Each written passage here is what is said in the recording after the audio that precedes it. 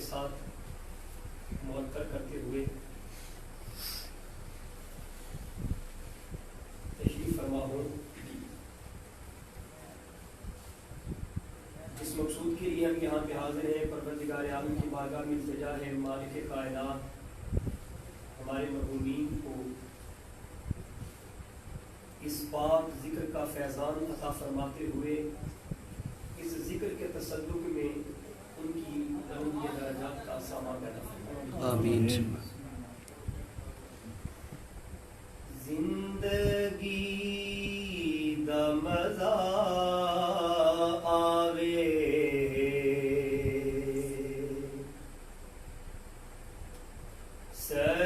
سرکار دے بوئے تے زندگی دا مزہ آوے سرکار دے بوئے تے موت آوے تے سے ہووے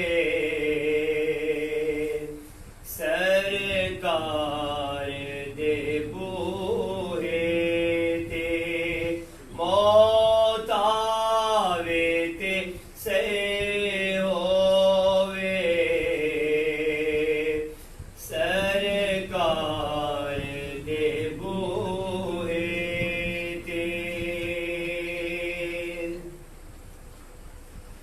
جنوں نسبت پاکا دی مل جاوے او جنتی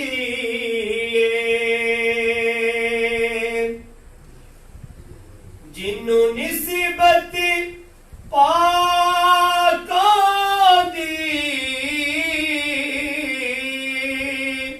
مل جاوے او جنتی پاوے کتا ہووے بیٹھا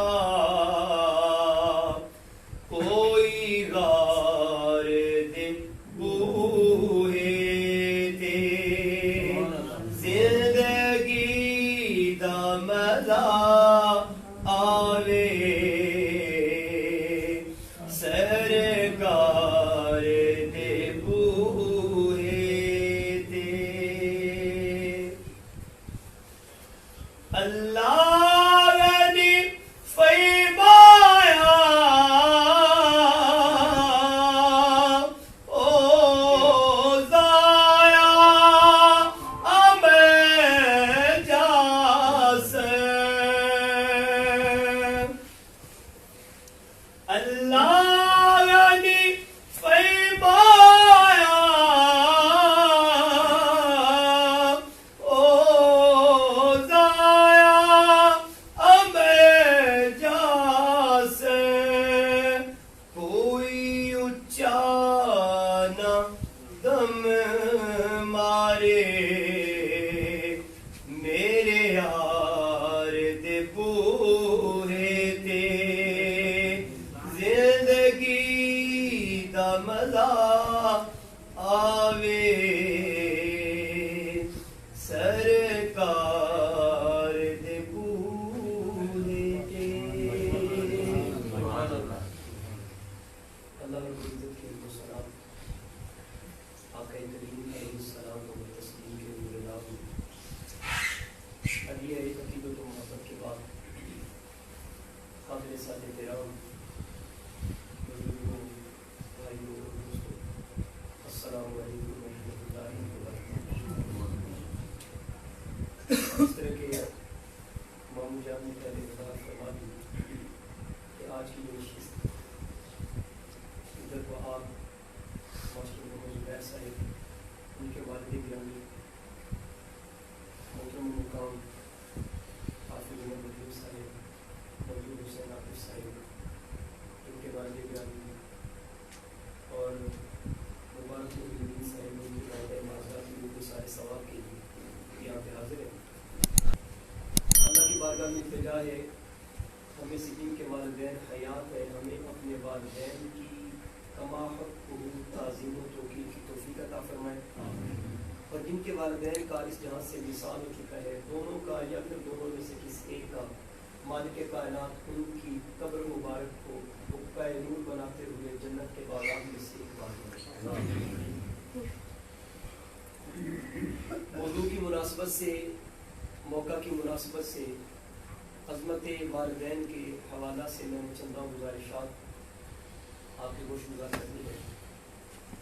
اس کائناتی رنگ و بو میں مالک کائنات نے حضرت انسان کو بے شمار انعامات سے بہرہ فرمایا، اور اس کی ہر نعمت، اس کی ہر عطا اور اس کی ہر سخاوت بندہ مومن کے لیے یوں سمجھے سرمایہ حیات ہے، اور اس کے انعامات میں سے، اس کی نعمتوں میں سے جو اللہ نے اپنے بندوں پر نچھاور فرمائی، ایک نعمت تو یہ ہے کہ مالک کائنات نے اپنے ماننے اور اپنے چاہنے والوں میں رکھا۔ دوسرا فضل اور احسان یہ ہے کہ اس نے ہمیں اپنے لجپال بندہ پرور آقا صلی اللہ علیہ وآلہ وسلم کی مبارک امت میں رکھا۔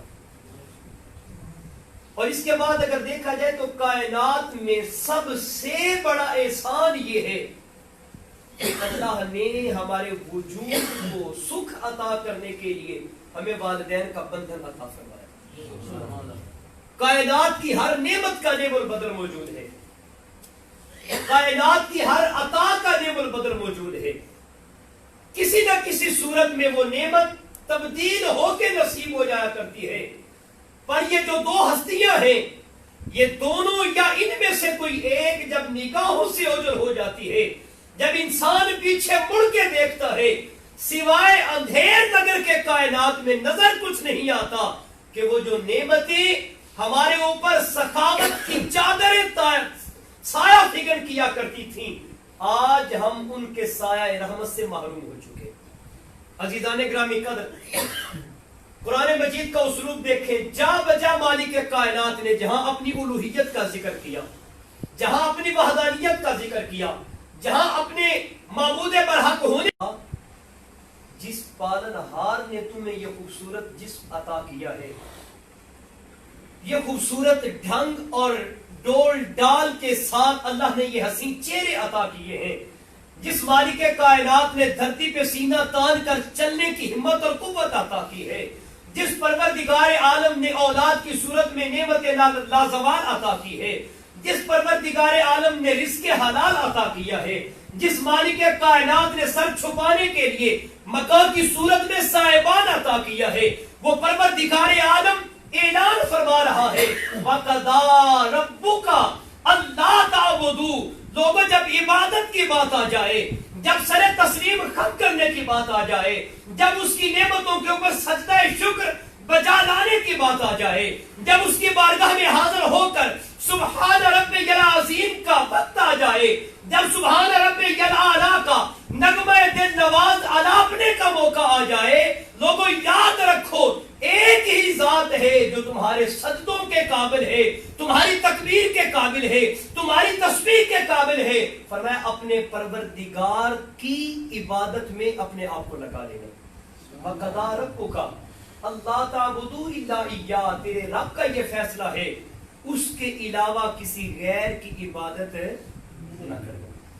اور متصل ساتھ فرمایا وَبِالْوَالِدَيْنِ إِحْسَانًا، اپنے والدین کے ساتھ اس نے سلوک سے پیش آنا۔ عزیزان گرامی قدر، اس کائنات میں اللہ نے دو حقوق رکھے، ایک کو حقوق اللہ کہا جاتا ہے، دوسرے کو حقوق العباد کہا جاتا ہے۔ حقوق اللہ میں اللہ نے اپنے حقوق کو بھی رکھا، اپنے محبوب کے حقوق کو بھی رکھا، اور جا بجا فرمایا اطیعوا اللہ واطیعوا الرسول، اطاعت کرو اللہ کی اور اس کے رسول کی۔ جب بات آتی ہے حقوق اللہ کی تو سر فہرست اللہ نے اپنے حقوق کو رکھا، جب باری آئی حقوق العباد کی سارے رشتوں سے اوپر یوں سمجھ لیں ٹاپ آف دا لسٹ اللہ نے جن شخصیات کو رکھا، وہ شخصیات والدین کی ہستیاں ہیں. کیوں؟ اس لیے کہ جتنے اصول ہیں، جتنے رشتے ہیں، جتنے آگے ہمارے ناطے اور تعلقات قائم ہوتے ہیں، ہر رشتے، ہر ناطے کی جو اصل ہے، جو اساس ہے، جو بنیاد ہے، وہ ہمارے والدین کی ذات ہوتی ہے. آپ ددیال کی طرف چلے جائیں، آپ ننہال کی طرف چلے جائیں، آپ اوپر والے رشتوں کو دیکھ لیں، آپ نچلے رشتوں کو دیکھ لیں، ہر ایک رشتے کا ڈائریکٹ تعلق والدین کی ذات کے ساتھ ہوا کرتا ہے. فرمایا تمہارے رب کا یہ فیصلہ ہے، بندگی پروردگار عالم کی کرو. جب بات آئے حسن سلوک سے پیش آنے کی، تو سب سے پہلے تیرے والدین اس بات کے حقدار ہیں کہ ان کے ساتھ حسن سلوک سے پیش آئے. اور سورہ لقمان میں مالک کائنات نے فرمایا انشکر لی، حضرت لقمان نے اپنے لختے جگر کو نصیحت فرمائی. فرمایا انشکر لی ولوالدیک، اے میرے بیٹے تیرے رب کا یہ فرمان ہے، انشکر لی، میرا شکر ادا کر. اور یہاں پر لی سے مراد جو یا ضمیر ہے وہ مالک کائنات کی ذات والا صفات کی جانب ہے. فرمایا تیرے رب کا یہ پیغام ہے، اس کا حکم ہے، اپنے پروردگار عالم کا شکر بجا لاؤ. اس ذات کا شکر کہ جو خود خدا اعلان کرتا ہے ان تعدوا نعمت اللہ لا تحصوها. لوگوں اگر تم میری نعمتوں کو گننا چاہو، میری نعمتوں کو شمار کرنا چاہو، میری نعمتوں کو احاطہ شمار میں لانا چاہو، لا تحصوها، فرمایا تمہارا رب اعلان فرما رہا ہے تم اس کی نعمتوں کو نہیں گن سکتے. کسی کے بس کی بات ہے اپنے بالوں کے سر کے بالوں کو گن لے، یا کسی کے بس کی بات ہے درختوں کے، کائنات کے درختوں کے پتوں کا شمار کر لے، یا کسی کے بس کی بات ہے کہ کائنات کے سارے پانیوں کے قطرات کو گن لے، ریت کے ذرات کو گن لے، آسمان پہ دمکنے چمکنے والے ستاروں کو گن لے. فرمایا جب یہ ساری چیزیں تیرے احاطہ شمار سے باہر ہیں، اللہ کی نعمتیں تو کئی درجے زیادہ اس سے بڑی ہیں اور زیادہ ہے تعداد میں جو تیرے پروردگار نے تجھے عطا فرمائی. فرمایا انشکر لی، لیکن ساتھ ہی متصل فرمایا ولوالدیک، وہ عاطفہ ہے، دونوں احکامات کو یکجا کرنے کے لیے آتا ہے، پہلے اور بعد والے آنے کو اکٹھا کرنے کا حکم دیتا ہے.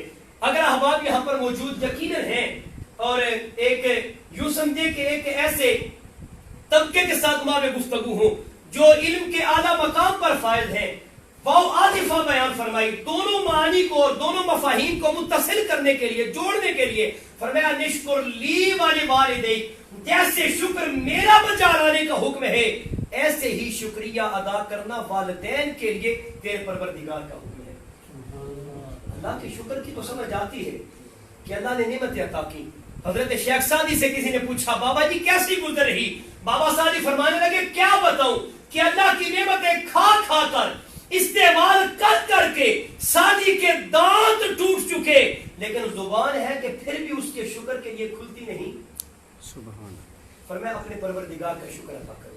اب اس کا شکر بنتا بھی ہے کہ اللہ نے یہ کائنات میں حسین نعمتیں ہمیں عطا کی، لیکن والدین کا جو شکر ہے اس کی تلقین ہمیں کیوں فرمائی؟ صاحبان دی وقار، کتنی ایسی نعمتیں ہیں جو ہمیں اس زندگی میں آنے کے بعد مالک کائنات نے عطا فرمائی. فرمایا جو نعمتیں پروردگار عطا کر رہا ہے اس کا اولین تقاضا ہے کہ اس کا شکر ادا کرو، لیکن جن کی وساطت اور جن کے سبب سے اللہ نے تمہیں یہ زندگی عطا کی وہ اس بات کے حقدار ہیں کہ تم ان کا بھی شکریہ بجا دو. اور میں نے لفظ احسان آیہ مبارکہ میں پڑھا، اس کی ادنا سی الفاظ میں محدود سے وقت میں تشریح کرنے کے بعد آگے حدیث مبارکہ کے باب کی طرف آتا ہوں. 3 الفاظ آپ کے سامنے میں نے رکھنے ہیں. ایک ہوتا ہے عدل اور ایک ہوتا ہے ظلم. تیسرا درجہ جو ان دونوں سے، ظلم نیچے، اس کے اوپر عدل اور اس کے اوپر ہے احسان.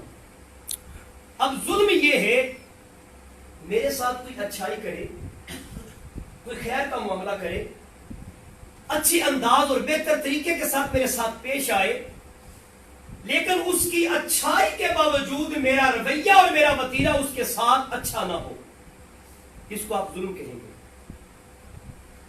احسان یہ ہے کہ میرے ساتھ جس انداز میں خیر کا معاملہ میرے کسی مسلمان بھائی نے کیا، میرے عزیز نے کیا، کسی رشتہ دار نے کیا، اسی انداز میں احسان کا معاملہ برتے ہوئے، خیر کا معاملہ برتے ہوئے، اس نے سلوک کا معاملہ کرتے ہوئے میں اس کے ساتھ پیش آؤں. یہ عدل ہوگا. لیکن احسان اس سے اوپر ہے. کوئی میرے ساتھ ایک بار بھلائی کرے میں آگے 2 بار بھلائی کروں, کوئی 2 بار بھلائی کرے میں 10 بار بھلائی کروں, کوئی 10 بار خیر کا معاملہ کرے میں 20 بار کروں. علماء نے کہا کہ یہ احسان ہے. اب والدین کے ساتھ نہ تو حکم دیا ظلم کا, کیونکہ جس نے ظلم کمایا یوں سمجھے کہ اپنی رہتی دنیا میں ہی اس انسان نے اپنے لیے آگ کا سامان خود پیدا کر دیا, اور نہ ہی حکم فرمایا عدل کرنے کا.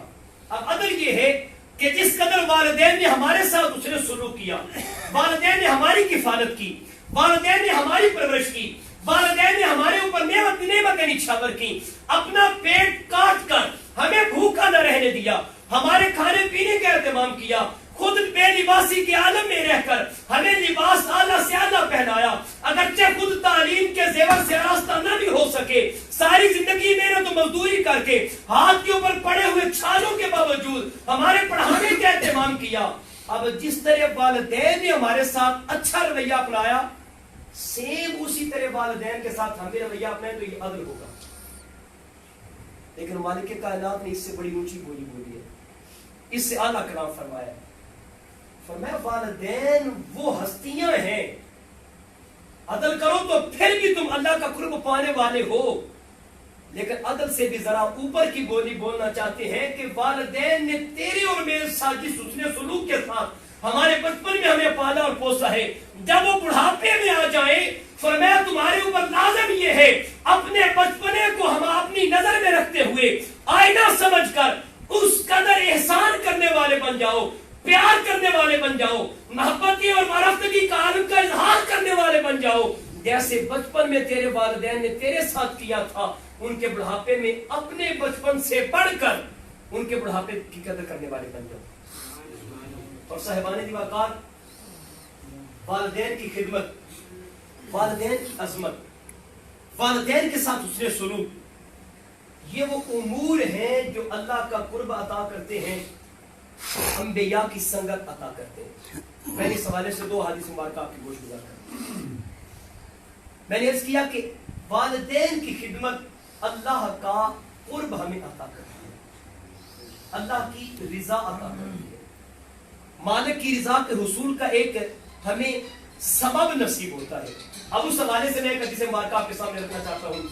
ترمذی شریف کی روایت ہے, آپ کے میرے بندہ پر آقا صلی اللہ علیہ وآلہ وسلم نے ارشاد فرمایا, فرمایا رضا ربی فی رضا الوالد, فرمایا اے بندے تیرے رب کی رضا اس میں ہے کہ تیرے والد گرامی تیری ذات پہ راضی ہو جائے. کائنات میں آنے والا ہر فرد یہ چاہتا ہے میرا رب مجھ سے راضی ہو جائے, بندگی کا وہ جو اصل حق ہے مجھے نصیب ہو جائے, مالک کائنات کی ذات کو راضی کر دوں. پروردگار عالم نے ایک ایسا اصول ہمیں عطا کر دیا, فرمایا اگر رب کو راضی کرنا چاہتے ہو ایسا نسخہ اور کیمیا عطا کرنے جا رہا ہوں. فرمایا گھر کی دہلیز میں بسنے والے بابا کو راضی کر لو, عرش مولا کا رب تمہارے ساتھ راضی ہو جائے.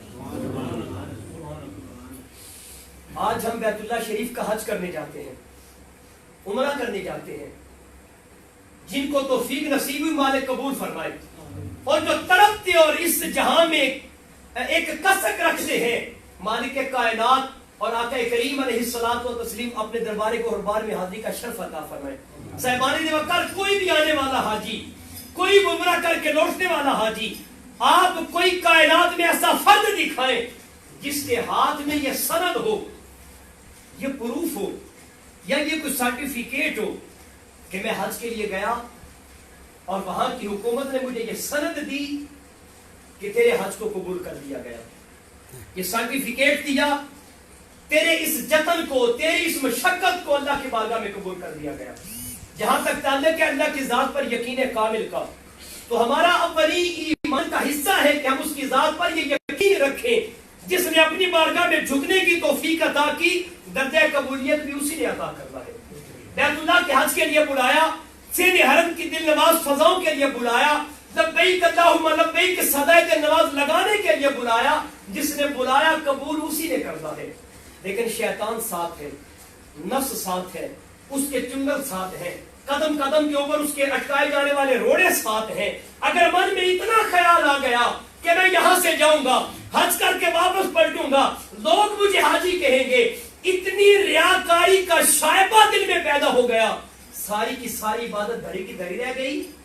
لیکن آئے قربان جائیں آقا کریم کے لجپالی کے. جناب عبداللہ ابن عباس رضی اللہ تعالیٰ عنہ حدیث پاک کے راوی ہیں.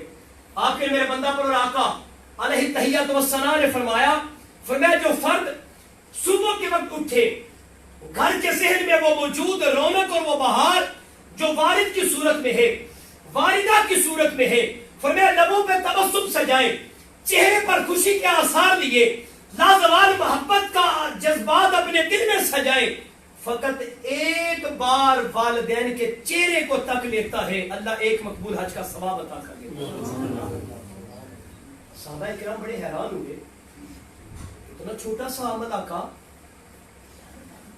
چھوٹے سے مراد یہ نہیں کہ ان کی ہستیوں کی قدر کے حوالے سے میں کوئی بات کر رہا ہوں, چھوٹا اس لیے کہ کیونکہ ہم یہ عمل بار بار دل میں دہراتے ہیں, وہ گھر کے سیر اور گھر کے آنگن میں موجود ہوتے ہیں.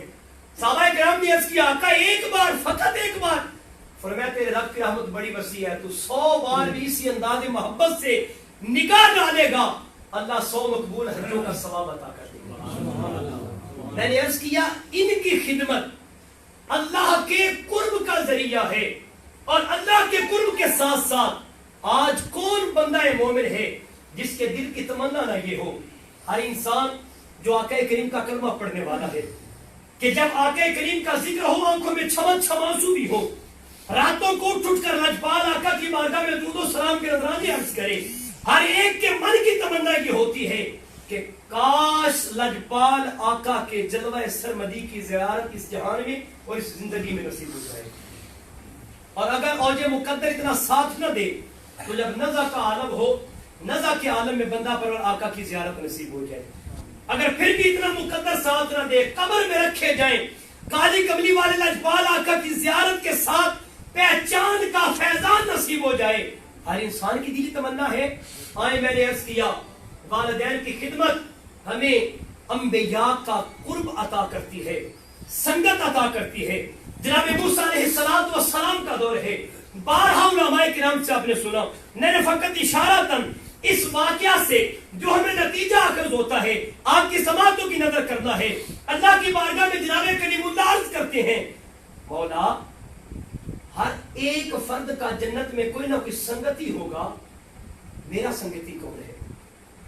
اشارے بتا دیے گئے, کنایات سے آگاہ کر دیا گیا, حلیہ بتا دیا گیا, مقام بتا دیا جاتا ہے. جناب کریم اس جگہ پر آ جاتے ہیں, صبح سے لے کر شام تک وہاں پر جلوہ افروز رہتے ہیں, اس بندے کے معاملات کو دیکھ رہے ہیں کیونکہ وہ دیکھنا چاہتے ہیں اور یہ بازی نشین رکھیں.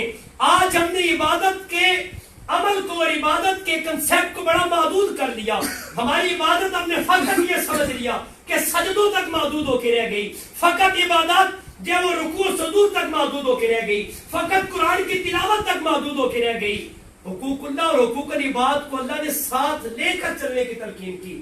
مساجد کو آباد کر لیا, سجدوں کو قائم کر لیا, رکوع اور سجود ادا کر لیے, لیکن والدین کے حقوق کے ساتھ رشتہ داروں کے حقوق کی وجہ سے اگر ہم کسی ایسے مقام پر چلے جائیں کہ اللہ کی رضا تو رضا رہ گئی, ناراضگی کو منہ دینے والے ہوں, پھر ہماری عبادات کے بارے میں بھی پوچھا جائے گا, ہمارے سجدوں کے بارے میں بھی پوچھا جائے گا. جناب موسیٰ کلیم اللہ اس بندے کے سارا دن بیٹھ کر معاملات کو دیکھ رہے ہیں, آخر اس کا عمل کون سا ہے جس عمل کی وجہ سے اللہ نے کلیم اللہ کی سنگت سے نوازا ہے.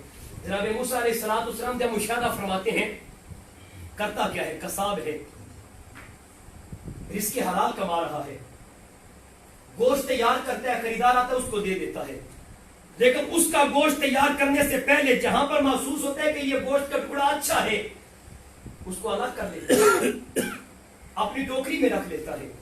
سارا دن یہ معاملہ ادا ہوا, جب دکان بند کر کے گھر کو لوٹا, جناب کریم پیچھے پیچھے ہو لیتے ہیں, گھر جا کر کیا کرتے ہیں, اپنے اسی گوشت کو اپنے ہاتھوں سے تیار کرتا ہے, پکاتا ہے.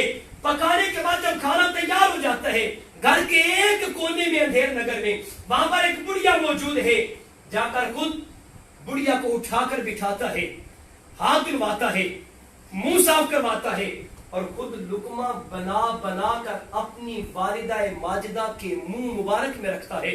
ابھی جناب کریم کو آپ نے نہیں پوچھا کہ یہ ہستی کون ہے، صرف مشاہدہ فرما رہے ہیں، اس کے عمل کو دیکھ رہے ہیں.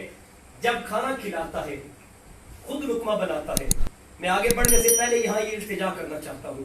اگر ہم اپنے بچپنے کو دیکھیں، بچپن کے عالم میں ہم نے کئی بار اپنے والدین سے کہا ہوگا مجھے بھوک نہیں یا مجھے کھانے کے لیے طلب نہیں ہے. والدین کو تب تک نیند نہیں آیا کرتی تھی جب تیرے اور میرے ماں پہ تجھے اور مجھے کھلا پلا کر سلا نہیں دیا کرتے تھے. اگر ہم بے بھوکے سو جایا کرتے تھے، ساری رات انہیں کسک یہ باقی رہتی تھی آج میرا رکھتے جگر بنا کھائے سو گیا. لیکن جب والدین بڑھاپے میں چلے گئے، فقط ایک بار ہم پوچھیں کھانے کی طلب ہے، اگر وہ کہہ دیں کہ طلب نہیں، ہم پکا پکایا اٹھا کے ایک طرف رکھ دیتے ہیں. جناب کریم مشاہدہ فرما رہے، آپ کیا دیکھتے ہیں کہ لقمہ بناتا ہے والدہ کے منہ میں رکھتا ہے، لقمہ بناتا ہے والدہ کے منہ میں رکھتا ہے. مشاہدہ کرنے کے بعد جب کھانا کھلا لیا واپس پلٹتا ہے. جناب کریم نے بلا لیا، آپ علیہ الصلوۃ والسلام نے پوچھا، آپ نے فرمایا برخودار یہ بتا جس کی یہ خدمت کر رہا ہے یہ کون ہے؟ عرض کرتا ہے حضور والا یہ میری والدہ ہے. میں روزانہ میرا معمول یہ ہے کہ میں اپنی والدہ کی اسی انداز میں آ کر خدمت کیا کرتا ہوں. آپ علیہ الصلوۃ والسلام نے فرمایا چلیں اس بات کی تو سمجھ آ گئی. اب یہ بتا جب تو والدہ کو کھانا کھلا چکا تھا، برتن اٹھا کے ایک طرف رکھ چکا تھا، جب اسے لٹانے لگا، لٹانے سے پہلے میں نے دیکھا اس بڑھیا کے لب ہلے تھے، آواز نہیں سن سکا. پوچھنا یہ چاہتا ہوں جب اس کے لب ہلے تو لب ہلنے پر بڑھیا نے کیا کہا تھا؟ وہ آگے سے کہنے لگا حضور کیا بتاؤں، ابھی سے بھی نہیں پتا کہ میرے سامنے اللہ کے کلیم دلوا کر ہے. کہتے ہیں حضور کیا بتاؤں، ہے جو والدہ، ہے جو اس کی ماں کی ممتا، خدمت تو میں کرتا ہوں پر خدمت کے بدلے میں بول بڑے بولتی ہے. آپ نے فرمایا بتا کیا کہتی ہے؟ عرض کرتا ہے جناب والا جب بھی میں یہ خدمت سر انجام دیتا ہوں میری والدہ مجھے آگے سے دعا دیتی ہے اللہ تجھے جناب موسیٰ کلیم اللہ کی سنگت عطا کرے. کہا حضور والا کہاں میں، کہاں اللہ کے وہ نبی جو کوہ طور پہ جا کر اللہ سے ہم کلام ہوتے ہیں، راز و نیاز کی باتیں کرتے ہیں، کہاں یہ ایک کٹیا میں بسنے والا فرد، کہاں وہ اللہ کے کلیم آقا جب بھی بات ہوتی ہے، جناب والا جب بھی بات ہوتی ہے، جب بھی میں خدمت سر انجام دیتا ہوں والدہ آگے سے یہ دعا دیتی ہے اللہ تجھے اپنے کلیم کی سنگت عطا کرے. اتنا کہاں تھا، کہنا تھا کہ جناب کریم اللہ نے فرمایا پھر سن لو تمہارے سامنے جلوہ فکر کوئی عام شخصیت نہیں، وہی شخصیت ہے جسے اللہ کا کلیم کہہ کے پکارا جاتا ہے. فرمایا تجھے یہ مجدہ جہاں فضا سنانے کے لیے آیا ہوں، اللہ نے تجھے اس جہاں میں بھی جناب کلیم کی سنگت عطا کی ہے، حشر میں بھی جناب کلیم اللہ کی سنگت سے نوازا ہے. ان کی خدمت، ان کی تابع فرمانی، ان کی اطاعت گزاری. اب خدمت کی انتہا کیا ہونی چاہیے، حسن سلوک کا انداز کیا ہونا چاہیے. گفتگو کے اختتام کی جانب لانا چاہتا ہوں. فرمایا انداز یہ ہونا چاہیے جب یہ بڑھاپے میں پہنچ جائیں، چونکہ آپ جانتے ہیں بڑھاپا بچپنے کی دوسری تصویر ہوا کرتا ہے. جو ضد، جو چڑچڑاپن بچپن میں ہوا کرتا ہے، جب انسان کوئی بھی انسان جب فرد بڑھاپے میں آ جاتا ہے اسی کیفیت سے دو چار ہوتا ہے. صاحبان دی وقار پروردگار عالم نے دوسرے مقام پر فرمایا لا تقل لهما اف ولا تنهرهما. جب بڑھاپے میں چلے جائیں جھڑکنا تو بڑی دور کی بات ہے، فرمایا ان کو اف تک بھی نہ کہنا. قاضی ثناء اللہ پانی پتی رحمۃ اللہ تعالی علیہ فرماتے ہیں اب اف نہ کرنے کے اوپر بھی پابندی لگا دی. اب دیکھنا یہ کہ وہ کون سا مقام ہے جہاں پر اف کرنے کے اوپر بھی پابندی ہے. فرمایا بچپن کے عالم میں جب تو اپنے بستر کے اوپر اپنے بوریا اور بستر کو ناپاک کر دیا کرتا تھا، تیری والدہ ماجدہ تجھے اٹھا کر پاک کیا کرتی تھی، تیرے کپڑوں کو دھوتی تھی، تیرے وجود کو دھوتی تھی، تیرے لباس کو پاک اور صاف کیا کرتی تھی. ورنہ جب بڑھاپے کے عالم میں والدین دونوں یا دونوں میں سے کوئی ایک پہنچ جائے اور اس کیفیت کا شکار ہو جائے کہ ناپاک بستر ہو جائے، اس ناپاک بستر کو اور والدین کے وجود کو پاک اور صاف کرنے کے لیے، دھونے کے لیے جب تجھے اپنی خدمات صرف کرنے کا موقع ملے، قاضی ثناء اللہ پانی پتی فرماتے ہیں اس مقام پر بھی اف کرنے سے اللہ نے منع فرما دیا. آج اگر میں پڑھ جاؤں, آج اگر میں عالم بن جاؤں, آج اگر میں بڑا ہو کر انجینئر بن جاؤں, آج اگر بڑا ہو کر میں ڈاکٹر بن جاؤں, زمانے کے سامنے مجھے عزتیں نصیب ہو جائیں اور ان عزتوں کی وجہ سے میں اگر والدین کو اپنی خاطر خواہ نگاہوں میں لانا بھی پسند نہ کروں تو بابا پھر دیکھنا ہوگا یہ عزتیں اللہ نے کس کے صدقے سے عطا کی. آج اللہ نے ڈاکٹر بنایا تو کس کی محنت شاکہ سے اللہ نے بنایا ہے. آج اگر اللہ نے عالم بنایا تو کس کی محنت لازوال سے اللہ نے بنایا ہے. خالق کائنات نے فرمایا پھر بڑے سے بڑے مقام پر پہنچنے کے بعد بھی تیرے رب کا اعلان یہ ہے وَاخْفِضْ لَهُمَا جَنَاحَ الذُّلِّ مِنَ الرَّحْمَةِ. فرمایا جب گھروں کو لوٹو زمانہ بڑی عزتیں کرتا ہو, ہاتھ چومتا ہو, کھڑے ہو کر استقبال کرتا ہو, لیکن یہ بات ذہن نشین رکھنا ماپے پھر بھی ماپے ہیں, تم ان کی اولاد ہو. جب گھروں کو لوٹو ایسے لوٹو جیسے پرندہ گھونسلے میں آنے سے پہلے اپنے پروں کو سمیٹ لیتا ہے, تم اپنے بازوؤں کو سمیٹ کر ان کی بارگاہ میں آ جائے. دوستانی دی وقار ان کے ساتھ اگر ہم کہیں کہ ہم حسن سلوک کا حق ادا کریں, بحیثیت انسان نہ میرے بس کی بات ہے نہ آپ کے بس کی بات ہے.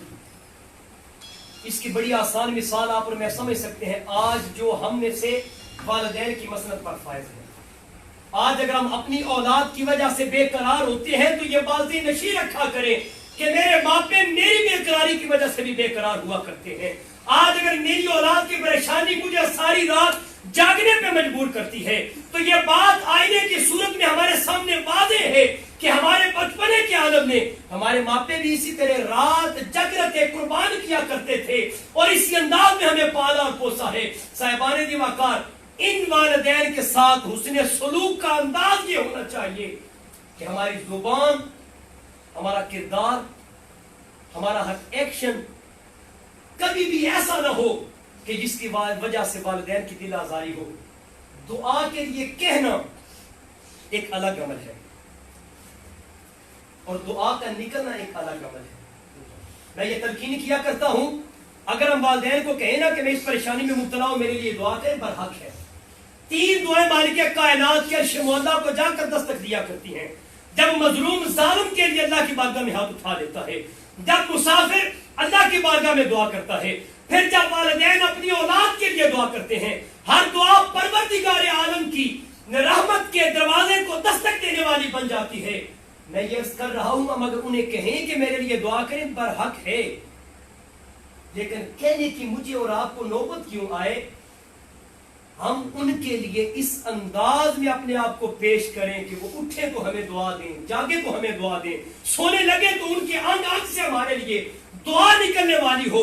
پھر یہ دعا ایسی ہوتی ہے جو انسان کو اس جہاں میں بھی عزتیں اور سرفرازیاں عطا کرتی ہے, کل اس جہاں میں بھی عزتیں نصیب ہوگی.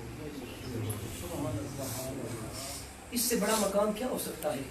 آخری بات, صحابہ فرماتے ہیں میرے آقا کریم اپنے جبہ مبارک کے گریبان مبارک کو یوں پا کرتے, یمن کی جانب رخ کرتے, لمبی لمبی سانسیں لیتے. صحابہ نے پوچھا آقا یہ کون سا عمل ہے, یہ اس میں حکمت کیا کار فرما ہے. میرے اور آپ کے بندہ پر اور آقا نے فرمایا یمن کی جانب سے مجھے اپنے عاشق زار کی خوشبوئیں آتی ہیں اور میں ان کو محسوس کرنے کے لیے تنفس کے عمل کو لمبا کرتا ہوں, لمبے سانس لیا کرتا ہوں. صحابہ میں سے صحابی نے عرض کیا آقا یمن تو یہ کھڑا ہے, آقا حبش سے جناب بلال آ چکے, آقا فارس سے جناب سلمان آ چکے, اگر اتنے ہی وہ عاشق زار اور آپ کے غلام ہیں آقا آ کیوں نہیں جاتے. فرمایا ایک نفس قدسیہ ہے جس کی خدمت آڑے آ چکی ہے اور وہ آ نہیں سکتے. لیکن فیضان اور انعام بندہ پر آقا نے کیا عطا فرمایا کہ جن کی دعاؤں کو مالک کائنات ہاتھ بعد میں اٹھتے ہیں قبول پہلے کرتا ہے, لب بعد میں ہلتے ہیں قبولیت کے درجے پہ پہلے فائز کر دیا جاتا ہے. وہ بندہ پر آقا فرما رہے ہیں کوئی جائے جا کے میرے اویس بن عامر کو میرا یہ پیغام دے کہ تیرے نبی تجھے یہ حکم فرما رہے ہیں میری امت کے لیے رب کی بارگاہ میں شفاعت کی دعا کرنا. یہ صلہ, یہ مقام, یہ فیضان کس وجہ سے ملا؟ خدمت کی وجہ سے ملا. اس کی وجہ سے ملا. میں نے عرض کیا کہ جس کی وجہ سے اللہ اپنا بھی قرب عطا کرتا ہے, اپنے نبی آخر الزمان علیہ تحیۃ الصلاۃ کا بھی قرب خاص عطا کرتا ہے. اور والدین کی وصال کے بعد ان کا اولین حق ہمارے لیے یہ ہے کہ ہم جن کے والدین اس جہاں سے پردہ فرما چکے ہیں, اپنی دعاؤں میں, اپنی التجاؤں میں, اپنی نیک تمناؤں میں, اپنی آہ سحرگاہی میں ان کو ہمیشہ ہمیشہ دعاؤں میں یاد رکھیں. اور اس کی تلقین پروردگار عالم نے خود ہمیں فرمائی, فرمایا جب بھی رب کی بارگاہ میں ہاتھ اٹھاؤ التجا یہ کرو, رب ارحمہما کما ربیانی صغیرا. وہ قرآن جو صبح قیامت تک کے لیے زندہ و تابندہ بن کے آیا ہے, کیا آج اگر نانا جان کا وصال ہو چکا ہے تو ان کی اولاد کے لیے اس آیہ مبارکہ کے جو احکامات ہیں وہ ختم ہو چکے؟ نہیں, یہ حکم آج بھی باقی ہے. جن کے والدین پردہ فرما چکے ان کے لیے بھی باقی ہے, جن کے والدین حیات ہیں ان کے لیے بھی باقی ہے. فرمایا والدین اگرچہ زندہ ہیں یا ظاہری پردہ فرما چکے ہیں, جب بھی ہاتھوں کو اٹھاؤ اللہ کی بارگاہ میں عرض کرو رب ارحمہما کما ربیانی صغیرا. مولا پر تقاضۂ بشریت, میرے بس کی تو یہ بات نہیں, جیسے بچپن میں انہوں نے مجھے پالا ہے اسی انداز میں ان کے بڑھاپے کی میں قدر کرنے والا بن جاؤں. مولا بحیثیت انسان کمی رہ سکتی ہے, کجی رہ سکتی ہے, کسی مقام پر ان کا حق ادا ہونے میں سستی رہ سکتی ہے. مولا ان ساری چیزوں کو معاف کرتے ہوئے میری التجا کو قبول فرما, رب ارحمہما کما ربیانی صغیرا. مولا بچپن میں جیسے انہوں نے مجھے پالا اور پوسا ہے ایسے ہی اپنی رحمت ان کے وجود مسعود کے اوپر نچھاور فرما. مالک کائنات, جن مرحومین کے لیے ہم نے اس نشست کا اہتمام کیا, پروردگار عالم ان کی قبور کو بکا نور بنائے, آمین. اور ان کے لیے, ان کی اولاد کو اور ہم سب کو اللہ کے حضور دست سوال دراز کرتے ہوئے بخشش و مغفرت کی دعا کی توفیق عطا فرمائے. آمین. اور ہم میں سے جن کے والدین حیات ہیں, یقین کریں گفتگو, کلام, بات و نصیحت جتنی بھی ہو جائے مؤثر وہ نہیں ہوتی, مؤثر انسان کا کردار ہوتا ہے. میں آپ کے لیے دعا گو ہوں, آپ میرے لیے دعا فرمائیں. ہم میں سے جن کے والدین حیات ہیں, ہمیں اپنے والدین کی تعظیم و توقیر کے اس باکمال درجہ پر مالک فائز فرمائے کہ کل بروز معاشر کملی والے لجپال آقا کی کالی کملی میں بھی جگہ نصیب ہو, اللہ کی لازوال رحمتوں کے سائے میں بھی جگہ نصیب ہو. وما علیہ